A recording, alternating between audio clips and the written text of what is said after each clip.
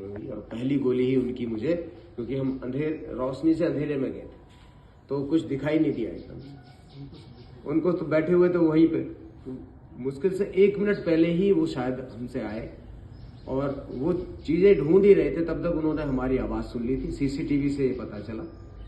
तो फिर वो जो हॉल था उसके अंदर जाके बैठ गए चुपचाप, ये यहाँ से निकल जाएंगे तो फिर इनको हॉस्टेज जो बने हुए हैं वो पूछते पूछते पहुंचे थे वहां से, जो भी मिला उनको मारते हुए निकल गए और पूछते हुए किधर है।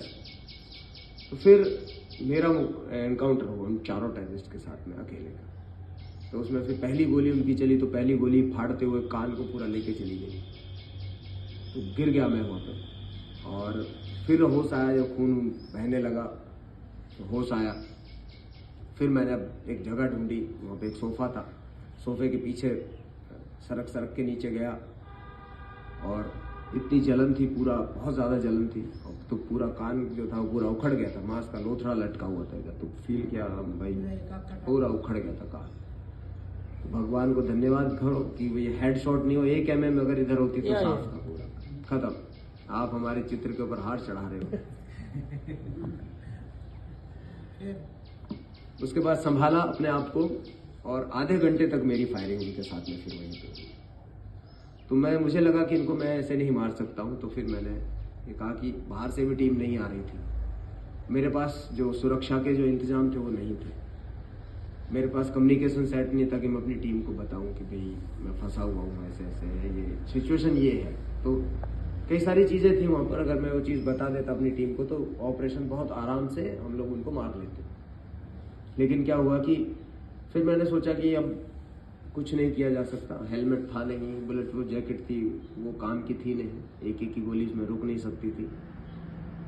तो मैंने क्या किया कि भाई अब तो एक ही तरीका बचा है कि अगर इनको मारते हुए अगर मैं भी चला जाता हूँ तो मुझे कोई एक सैनिक की भूमिका में फिर मैं आया कि चलो यार, अब इतनी गोलियां चला ली, नहीं मार पा रहे हैं, छिपे हुए हैं वो भी, तो फिर मैंने ये जानते हुए कि ग्रेनेड से मैं भी मरने वाला हूँ, तो मैंने ग्रेनेड लॉक किया लास्ट कि चलो इनके साथ हम भी चलते हैं। तो ग्रेनेड फेंका, वो ग्रेनेड नहीं फटा।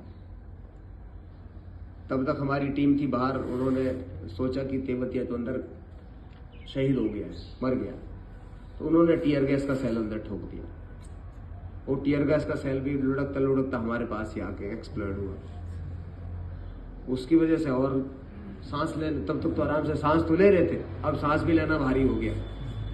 तो हमने कहा कि अब तो भैया डेथ जो है, अब ये तो हमने लिया ही था, उससे बच गए, लेकिन अब जो है मृत्यु साक्षात है, मृत्यु से नहीं बचा जा सकता। तो बैठे बैठे यार ये ऑक्सीजन कट ऑफ से बेहतर है कि एक सैनिक की तरह हम लड़े और अपने आखिरी सांस तक या उनकी आखिरी सांस तक मैं इनके ऊपर हमला करूं। तो फिर मैंने खड़े होकर उनके ऊपर फायरिंग शुरू की, तो एक टेररिस्ट को मैंने उसमें मारा और फिर मैं दरवाजे की तरफ मूवमेंट की, तब तक गोलियां छाती के आर पार निकल चुकी थी।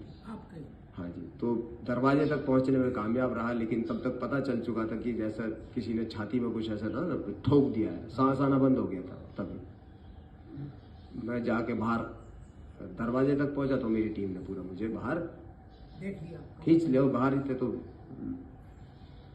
मैं वहां जाके गिरा हूँ। फिर हॉस्पिटल लेकर गए तो डॉक्टर्स वगैरह ने देखा है तो कहा कि ये तो बचेगा नहीं भाई। 19 दिन आईसीयू में रहा। डॉक्टर ने कहा कि 4-5 दिन का मेहमान है, लेकिन वही ईश्वर की मर्जी थी, बच गए। डॉक्टर ने कहा कि अब जो बचा हुआ जीवन है वो बहुत थोड़ा है आपका, क्योंकि फेफड़ा तो मैक्सिमम तो पार्ट निकल चुके, तीनों लोग फट चुके थे, तो जो थोड़ा बहुत बचा था वो अभी भी यहाँ पे हैंग ऐसा होता है ना, महसूस होता है थोड़ा सा। डॉक्टर ने कहा कि कभी जिंदगी में अभी पुरुषार्थ करने की जरूरत नहीं है, कभी स्विमिंग रनिंग ये सब चीज़ें मत करना, अपना जो साधारण जीवन है वो जियो, जो बचा हुआ है वो जी लो, लाइफ भी बोले ज़्यादा नहीं है आपकी। मैंने कहा ठीक है मान लूँगा, लेकिन समस्या क्यों हुई कि हर तीसरी ब्रीथ जो थी, हर तीसरा सांस खींच के लेना पड़ता था, सांस ही नहीं आता था। पूरी पूर्ति नहीं होती थी ऑक्सीजन की। तो हर तीसरा सांस खींच रहे हो आप। 4 साल करने के बाद शरीर के अंदर वो क्षमताएं डेवलप होने लगी कि हम दोबारा ट्रैक पर रनिंग करने लगे। तो 2012 में फिर मैंने दौड़ना शुरू किया, रोज़ 5 किलोमीटर दौड़ना शुरू किया, फिर धीरे धीरे और 2015 में पहली बार मैंने हाफ मैराथन 21 किलोमीटर में पार्टिसिपेट किया मुंबई में, और वहाँ से फिर मैंने कभी पीछे मुड़कर नहीं देखा। समुद्र में कितना तैर लिया? आयरन मैन देहाती भाषा में बता दो आप। आयरन मैन ने कितना किलोमीटर कितना? तो वहाँ से फिर मैंने पीछे मुड़कर नहीं देखा, वहाँ से आगे ही आगे मैंने कोशिश की, और बेहतर करते गए। तो करीब 100 से ज़्यादा मैराथन सब तक दौड़ चुका हूँ। अभी 25 तारीख को फिर एक मैराथन है दिल्ली में 42 किलोमीटर की, वो भी दौड़नी है जाके।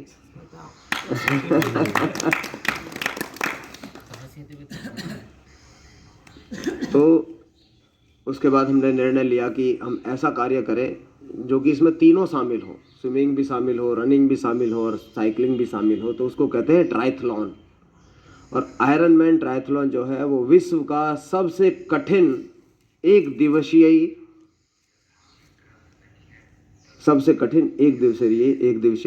वो है आपका इवेंट है। इससे कठिन कुछ भी नहीं है, ये सबसे कठिन है। इसमें आपको 4 किलोमीटर समुद्र में तैरना, 180 किलोमीटर साइकिल चलाना और 42.2 किलोमीटर दौड़ना 17 घंटे के अंदर, ये तीनों आपको करने हैं।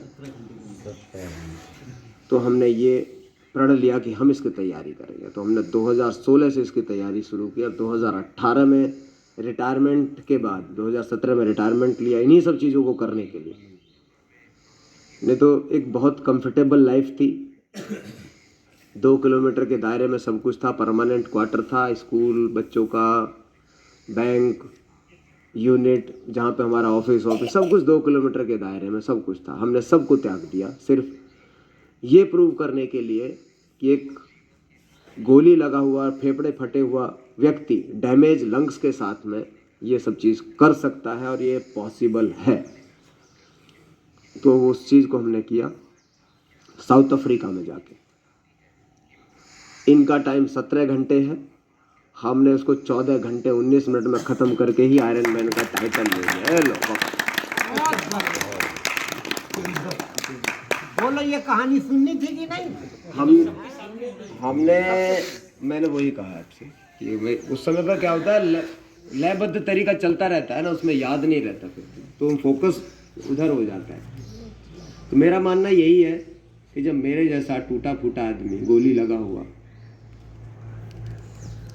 जिसको सांस नहीं आता था, जो चल नहीं सकता था, इसका उतना मनोबल इतना टूट चुका था कि आप वो पूछिए मत।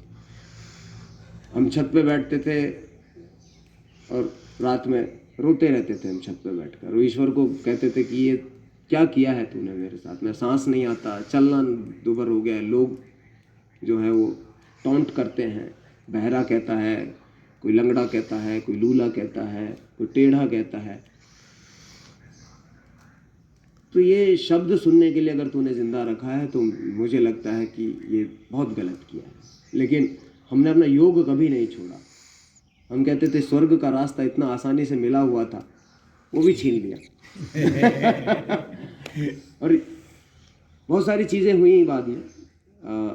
हम एक और भी चीज़ को लेकर बड़े चीज़ें रही कि कसाब और ये सब चीज़ें। कसाब जिसने 168 लोगों को मारने में जिसकी भूमिका रही, उसको सब लोग जानते थे। वो कैसे पकड़ा? वो अलग था, उसका वो दूसरी तरफ था। वो पुलिस वालों ने पकड़ा उसको।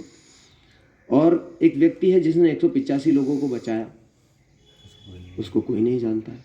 तो इस देश में नेगेटिविटी इतनी ज़्यादा है कि जो सही कार्य करता है उसको कोई नहीं जानता है, और जो गलत काम कर देता है उसको सब लोग जानते हैं। दुबे जी को सब जान गए थोड़ी देर में, जान गए नहीं जान गए? हाँ। और हमने करीबन रोड एक्सीडेंट में ही 8 लोगों की हमने जान रोड एक्सीडेंट में बचाई।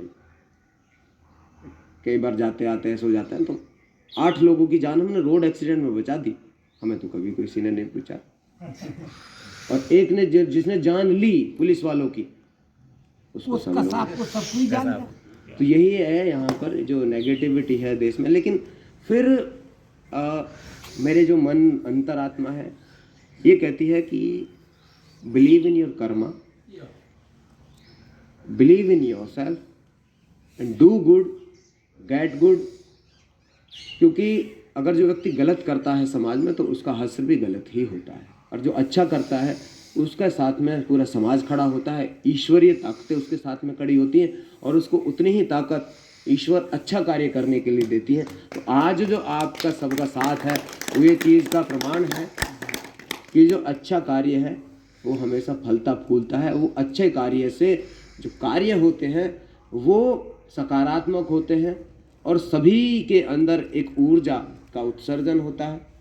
आज जितने भी साधक थे यहाँ पर, मैंने तो किसी के चेहरे पर लटका हुआ नहीं देखा चेहरा, सब बहुत खुश थे, सब आनंदित हुए।